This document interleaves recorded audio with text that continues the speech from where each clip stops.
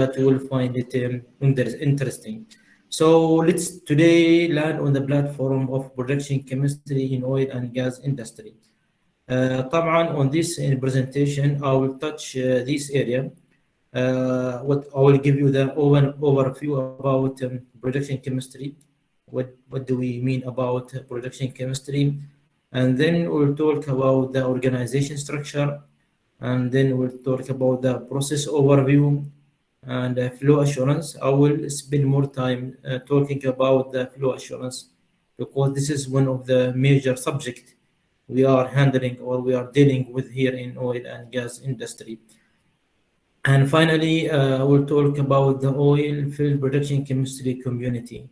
What are the chemists are available in oil and gas industry, and what is their job title? So this will be at the end of this presentation. Now, moving ahead, let's talk about the production chemistry. What do we mean by production chemistry? Production chemistry is the management of the chemicals of produced phases from reservoir to refinery. So you see this diagram will explain or will summarize what I'm going to talk about. Here you see this is starting from the well, all the well, till reaching or till the export or till the refinery. So we are covering all these process from the well all the way to the refinery. Whatever issues related to the production chemistry we are taking, what is going to be under our responsibility. Production chemistry is divided. You can see the major part of the production chemistry are three parts. We will name them as subsurface production chemistry and surface production chemistry and lab surface. This first rectangular related to the subsurface production chemistry, and the other one is related to the surface production chemistry. So subsurface production chemistry is related to the before producing the well. So it is mainly before we start producing the oil from the well.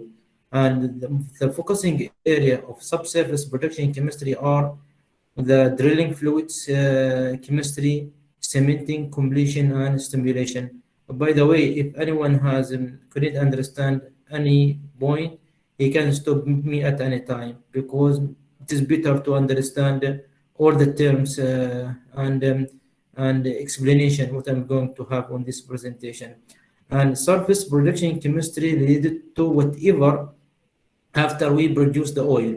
So all the activities related to production chemistry after producing the oil, it is under surface production chemistry. And the main focusing area of surface production chemistry are oil dehydration, flow assurance, water treatment, gas sweetening, and microbiology. Don't worry, all these terms will be clear with you in the upcoming slides. Lab surface, they are mainly providing the lab analysis through the entire cycle of produced phases. What do I mean entire cycle of produced phases? I mean from the day one or from the moment of drilling the wells all the way till reaching or till the export. So this is whatever analysis we are doing on that for the produced oil or for the produced water, it is analyzed by the lab surface. And the focusing area of the lab surface is related to lab data management, sample management, lab safety, lab equipment, and calibration. Now let's talk about the organization structure. What do I mean by the organization structure? In organization structure, you see here we have subsurface production chemistry and surface production chemistry.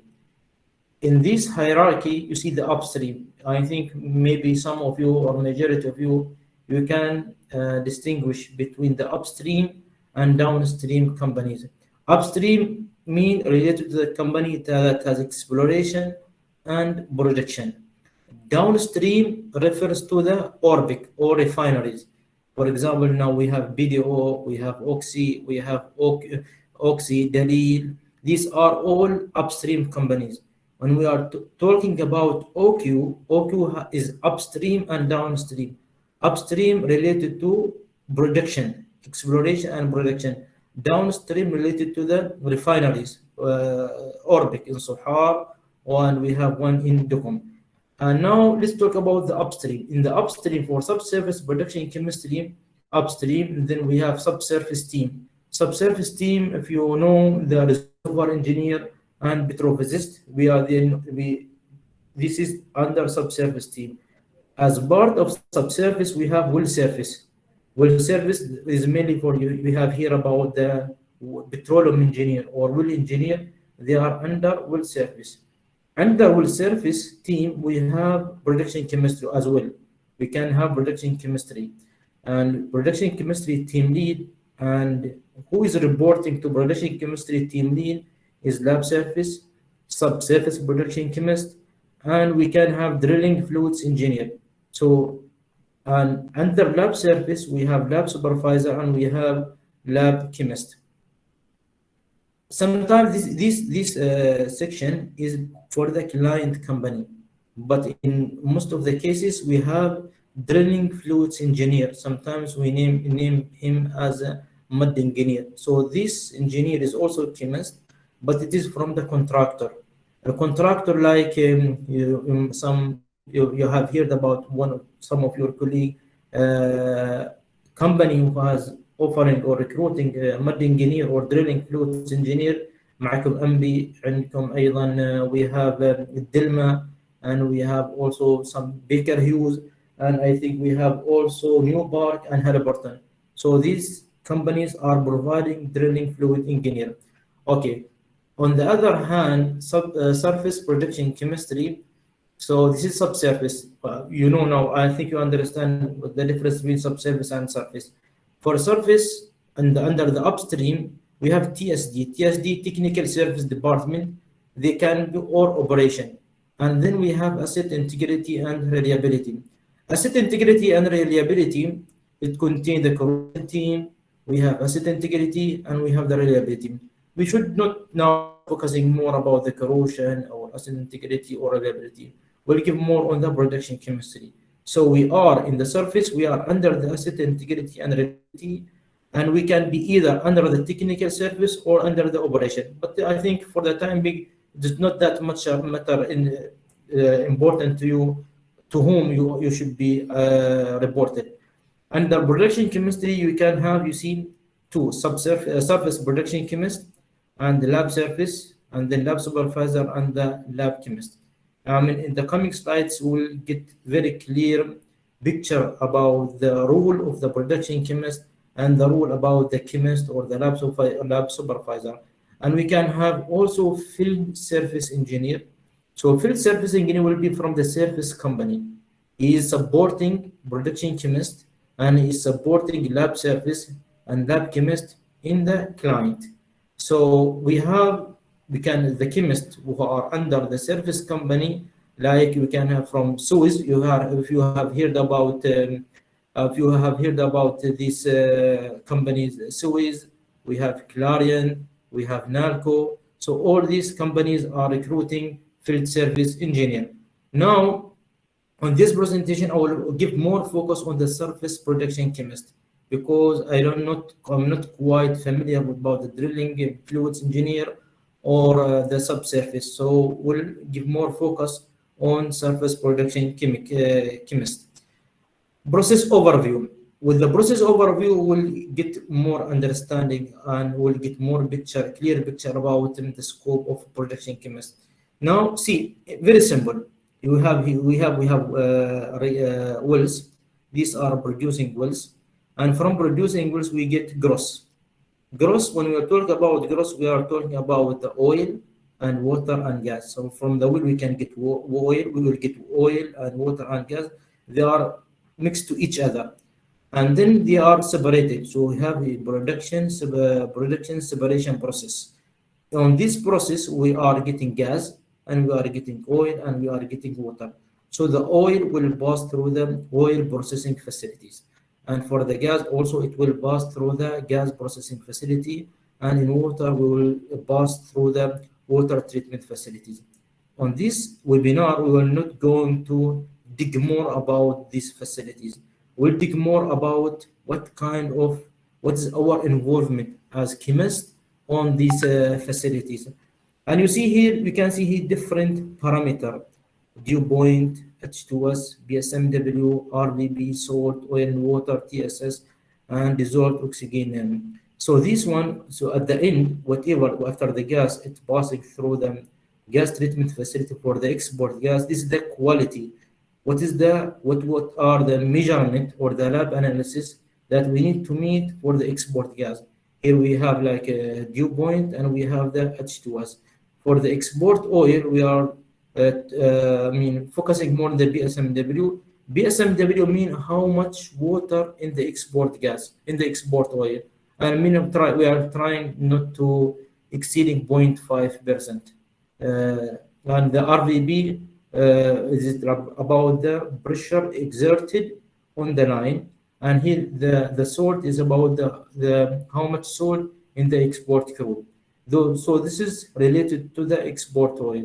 And in water treatment facility, the produced water, at the end, we need to find a way how to take care of the water, because the produced water is not something that you can drink or you can use it for the agriculture. So usually what we are doing with this water, we re-inject it in the reservoir, and the main parameter for the injected water in the reservoir is the oil in water, which is what is the oil percentage in water.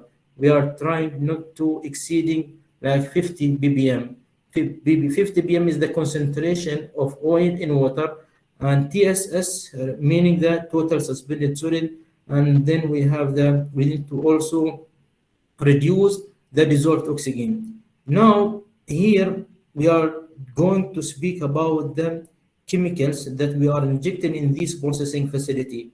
And in oil and gas companies or oil and gas chemicals, we can have drilling chemicals. We are not going to touch this part, and we are not going to touch the downstream chemicals. We'll touch production chemicals, so whether those chemicals are injected for gas treatment or in oil treatment or in water treatment. Let's focusing more or zoom in on these three stakes for gas, oil, and water. Now, there is a term known as flow assurance. What do we mean by the flow assurance? Very simple, very simple. Flow assurance means how to get the produced fluid from the reservoir or from the fluid passing very smoothly with not causing any problem in the processing facilities, either from the reservoir all the way to the export. So flow assurance in oil and gas industry refers to the system put in place to guarantee smooth and sustainable flow of hydrocarbon from the reservoir to surface facility and ultimately to refinery. In the coming slides, we will see the fluid is not easy to pass through from the reservoir to refinery. It passing through very smooth operation. When the fluid change its property, when it is passed through the different pressure, different temperature, or when it is mixed with other streams, it causes lots of the problem. At this stage, we have the chemists are involved to overcome all these issues.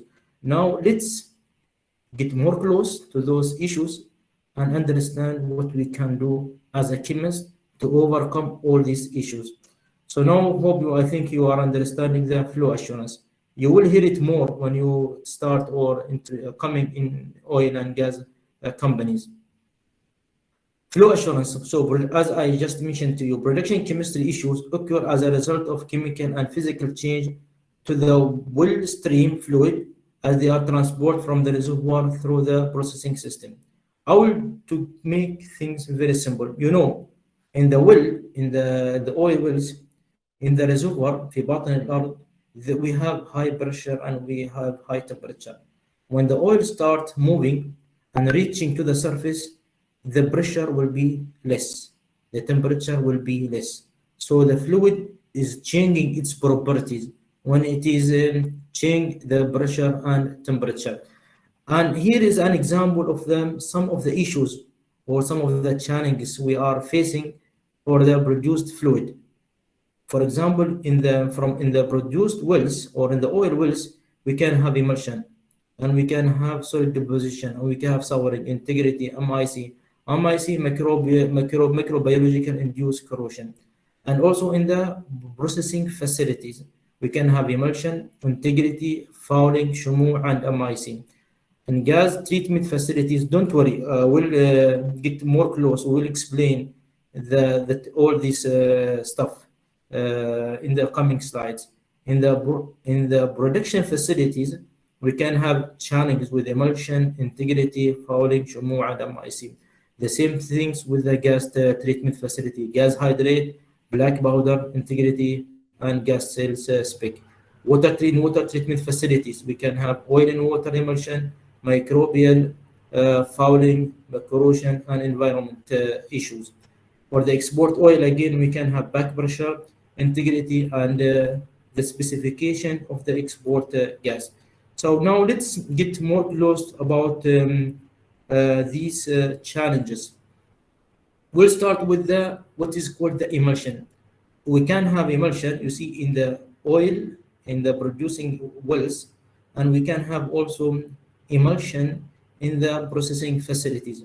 What do we mean by emulsion? Emulsion is like is a mixture of two immiscible liquids, usually oil in water or water in oil.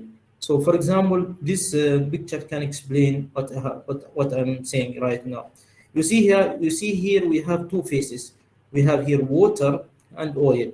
So the oil gets separated from water. But look for this one, for A, they are not separated from each other. The water droplet get immersed in oil, water in oil. So we call this water in oil emulsion. What do I mean by that? Oil means the continuous phase. The oil is present in more quantity, and the water is present in small quantity. So in this case, the water droplet get immersed inside the oil droplet. And other way around, when we have more water and we have very small droplet of oil. So we call this water in oil emulsion. And how does it happen? Does it happen? Mechanical energy exerted on the produced fluid lead to get small droplet of liquid dispersed into the other liquid, and presence of surfactant that are attracted to both immiscible liquids. Surfactants are considered as emulsifying agent. I'm arguing you all, those who are working or studying either in university, in the college where you are studying, if there is a course of surfactant, don't miss that course. That course is very good. You will get very good understanding about the surfactant, because majority of the chemistry that we are dealing with now is based on surfactant. Now, how to overcome the emulsion? Now, you see why I should remove the emulsion, or why I should overcome the emulsion. At the end, you see here, I have the export oil.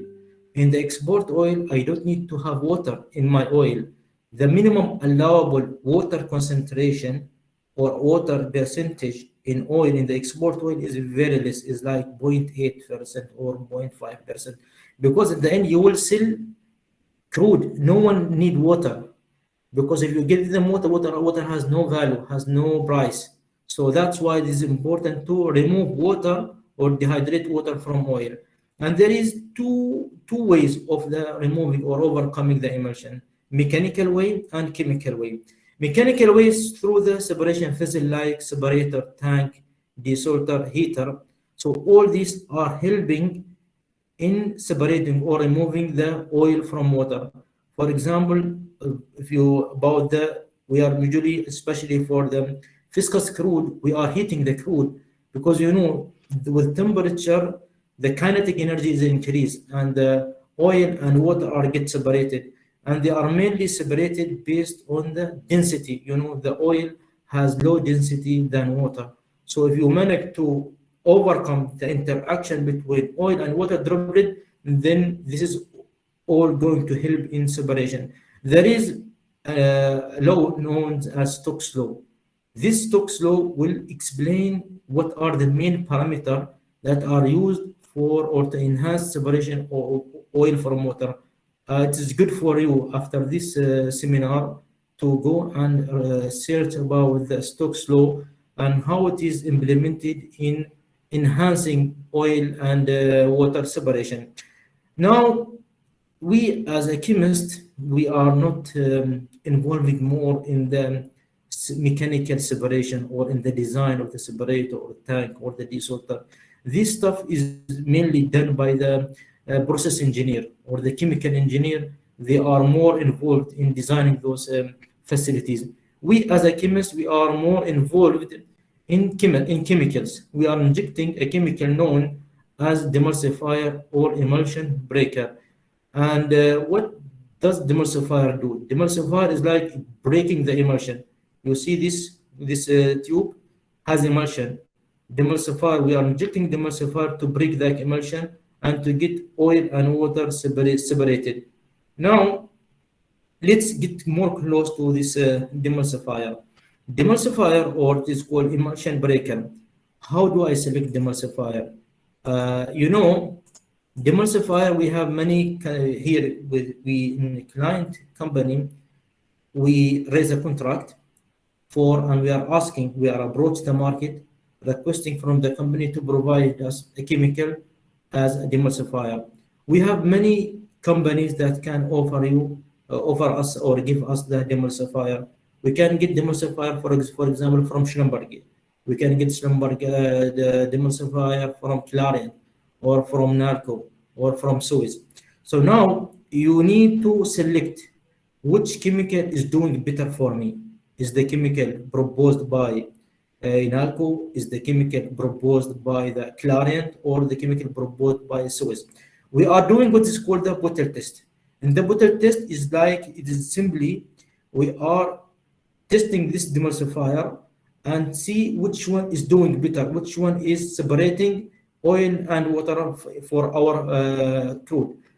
A simple description of the bottle test here is starting from the sample collection. You see, we go to the well and we collect the sample. We collect the sample before treatment.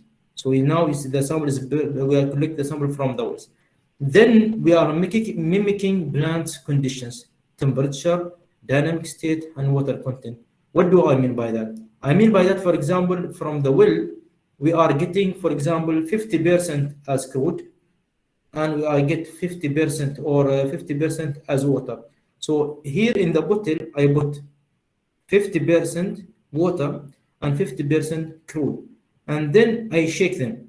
So because you know the well, when it comes from the well all the way to the processing, it's passing through the shearing energy. So now we are trying to mimic this situation through having agitator by mixing the samples. In the third step, we are injecting demulsifier. So demulsifier, we are inject at a certain ppm. We are not using molarity or normality in the oil field. We are using the ppm. And so maybe you can ask me at which dose you are injecting, at which concentration. This is based on recommended dose. Usually when we are getting a chemical, for example, from Baker, they told us this chemical is working at 20 ppm. So we are doing 20 ppm, or we can 70% increase. We can have three dose, like 100% of the recommended dose, like 20 ppm, or 200% of the recommended dose is like 40 ppm, or like 50% of the recommended dose is like 10 ppm. And see, it is important to have blank. Blank mean a sample without treatment. So this will be used as a reference, and then we have different candidate of demulsifier, and then see which one is doing better. So we see here we have the blank, and we have chemical 1, we have chemical 2, and we have chemical 3, and then see which one is giving better separation. What is more important for us to see, we need to have clear water and we have clear oil. So if, for example, if you just an example, look at these samples. Some of them, they are doing good separation, but they are not good in water quality. You see this sample, they are not good in water quality. But this one, look, is giving very clear water clarity. So this is the parameter that we are looking after or focusing more while performing the bottle test. Now, after we complete this, we will come up which chemical is doing better. So after that, then we'll go for the field trial. So all this stuff are doing in the lab. Then the proposed or the winning product will go through a field trial. We ask the supplier, we need bring us 1 or 2 tanks or drum, and then we'll start injecting this chemical in the field and see how it is performing based on the field trial. Now moving to the other subject related to the flow assurance, which is the solid deposition. Solid deposition, we can have this in oil, in the oil and the oil producer, processing facility, and gas treatment, as well as in the water treatment. Solid deposition mean or refers to precipitation of dense adherence material and metal surface or other material. Solid deposition can be organic or inorganic deposition. We'll speak more or we'll explain more about the organic scale or the inorganic scale. How does it happen? Does it happen usually when there is high concentration or change the system parameter like temperature, pressure, pH, and also mixing of incompatible fluid, formation water and injected water, seawater. I will give you very simple way or the incompatible fluid. We in our operating facilities, we are mixing produced water, the water which coming from the wells, and we mix it with the seawater. When they are mixed them together, we are getting scale, because in the seawater we have high sulfate, and in produced water we have high calcium. Calcium positive cation, sulfate is anion, calcium with sulfate, and they are forming calcium sulfate deposition. And what does scale can do for processing facility? If I get scale like this, it can affect many. It has a big impact on the reservoir, on the well flow line and surface facility, as well as in the HSSE. Reservoir, how can impact on the reservoir? It reduces permeability due to high skin formation and low flow. Because you see, if you get solid deposition in the reservoir, you are blocking the reservoir. Wells, it flow restriction. If you see, this is the line, and you are get deposition on those line, the flow will be restricted because all this solid deposition.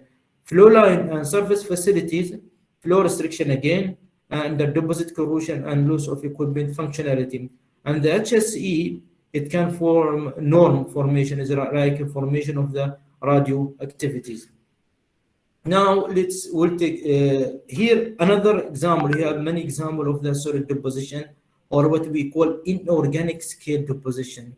We have calcium carbonate scale, we have barium sulfate scale, and we have iron sulfide scale.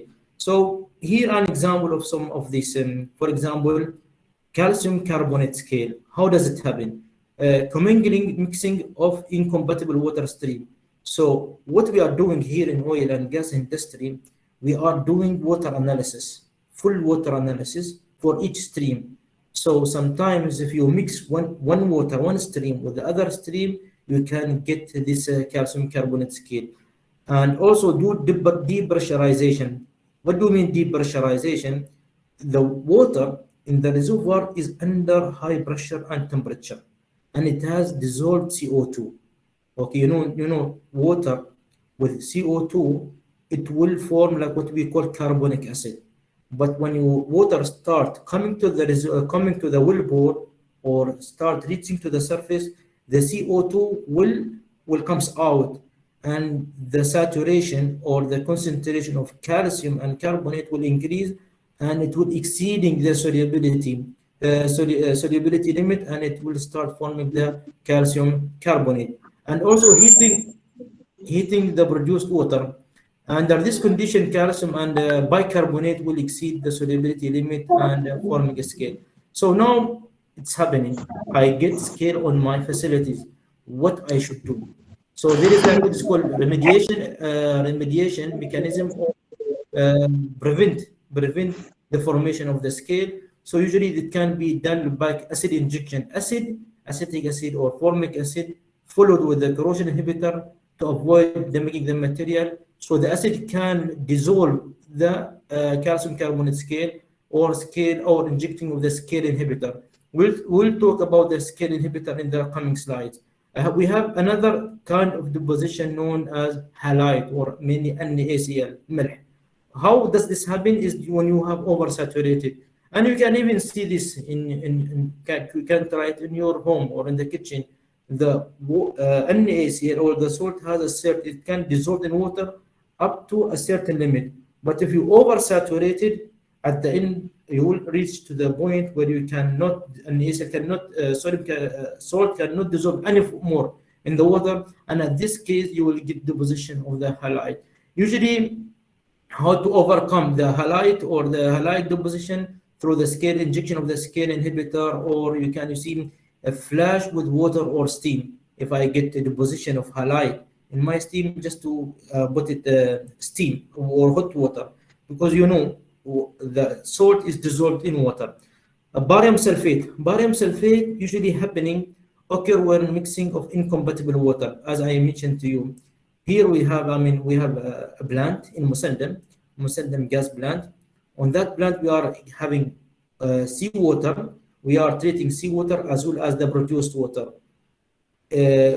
We reach to the point where we are mixing the seawater with produced water, and we are getting very severe deposition, is mainly of barium sulfate. And this is how to avoid having this kind of deposition, is by the avoid mixing of incompatible fluid and scale inhibitor injection. Here, we need to know, and before you do anything, or there is a software called ScaleChem. This ScaleChem will tell you, if you mix this fluid with other fluid, are you going to have that scale or not? So with the software will tell you, if you don't have if you get high scaling or high potential of half scale, that means you should not proceed with this practice. Calcium sulfate is similar to the calcium carbonate. We have another kind of deposition, iron compound, iron sulfide, iron carbonate, iron oxide, and this is as a result of corrosion. You know, the iron is mainly coming from the corrosion, is coming from the material, and sulfide is coming from the H2S. So are the main, the corrosion inhibitor. How to overcome this kind of deposition? There's many ways, but one of them is the corrosion inhibitor. Corrosion inhibitor, this to prevent the corrosion and to prevent having iron on your system, and also chelating agent like EDTA. Chelating agent EDTA is doing or functioning similar to the scale inhibitor. Now, so this is the mechanism of the scale precipitation. You see here we have anion, cation, and have anion. So they are iron bearing. The cation get into contact with anion, and they can soluble in a water up to a certain limit. But after that limit, they will start aggregation, nucleation, and then they will start crystal growth till you see get deposit on each other. Now, how to prevent the molecule from being contacting to each other is by the injecting of what is called the scale inhibition, and we inject our anti-scalent or the scale inhibitor. So this is the cation and anion. The scale inhibitor stand as an obstacle. It prevent the cation from get into contact with anion. يضيع عليهم يخرب عليهم. شو الحين هذا السكيل inhibitor قاعد يخرب عليهم يعني. For this is the way of what do scale inhibitor is happening. Maybe you can ask a question: who is designing the scale inhibitor? Who is manufacturing the scale inhibitor? We will talk about this in the coming slides. But usually, to prevent scaling in oil and gas industry, we are inject the